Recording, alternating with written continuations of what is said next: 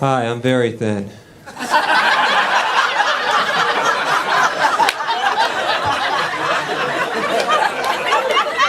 I'm 6'1". How much do you think I weigh, if you had to guess?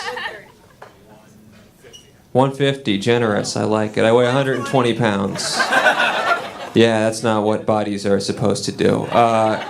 Here's the thing, people think it's better to be as thin as I am than it is to be fat. But I'll tell you one thing fat guys can do that I could never do. Fat guys can pretend that they used to play sports. A fat guy can be like, yeah, I played football in high school, got scouted by a couple colleges. That was a long time ago, though. I can't go, I was a high school basketball star. People will go, yeah, you must have been really good before that famine hit your village.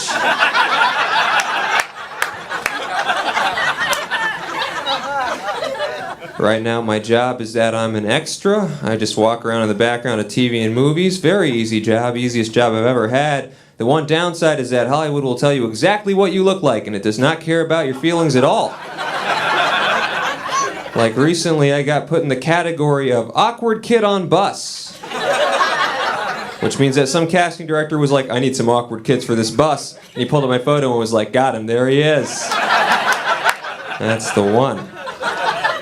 Here's how bad things have gotten. Last month, I was picked from my picture out of all the extras to be a kid in a wheelchair. That means they chose me over kids who are actually in wheelchairs. Someone was just like, this guy's got a disabled face, let's roll with him.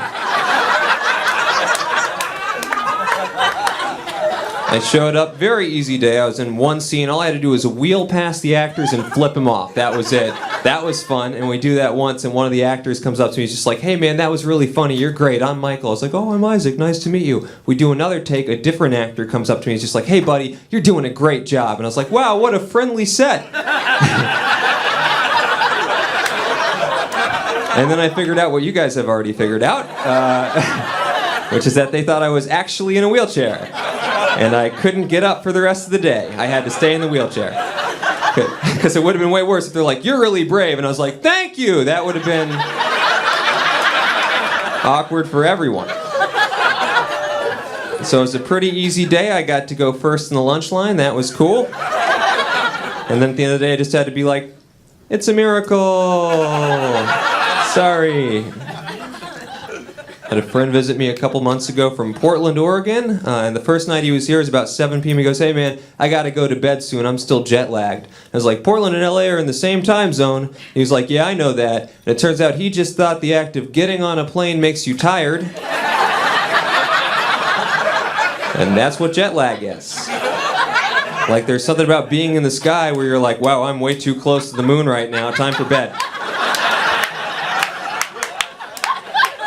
And it's dumb, but I get it, because it's one of those things, right? It's one of those things you believe as a kid, and then no one corrects you, and you go into adulthood believing this thing, and then one day it comes out and you look really stupid, right? I'll give you an example. Until I was in high school, I thought the word horizontal was pronounced horizontal. And then one day in high school math class, I stood up and I was like, well, the vertical is 5 and the horizontal is 7.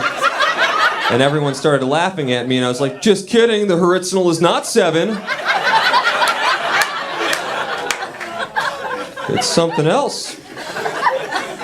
The worst one, I don't know how I came to believe this, but I somehow came to believe that everything gets bigger in the dark. Like everything expands an inch or two at night. Not a sex thing. I mean, I thought like furniture. Everything gets bigger at night. Until I was 19, and I was talking with my friends, and one of them was like, hey man, how tall are you? He's like, oh, about 6'1", but maybe 6'2" at night. And he was like, what the fuck are you talking about? I was like, you know how things get bigger in the dark? He goes, no, I don't know, that's not a thing. You're an idiot. Even now, I can't live it down. He'll call me up and be like, hey man, just got a new TV, 52 inches, but at night, 55, easily. The scary thing is there's still some shit in here that I just haven't gotten to, right? And it's going to come out one day and it's going to be terrible. Like, I'll be talking with my future wife. I'll be like, guess who just moved in next door? My old 10th grade teacher. And I'll be like, that's impossible. Teachers live at the school. And then she'll divorce me. That'll be it. All right, you guys have been so fun. Thanks so much. I'm Isaac Hirsch.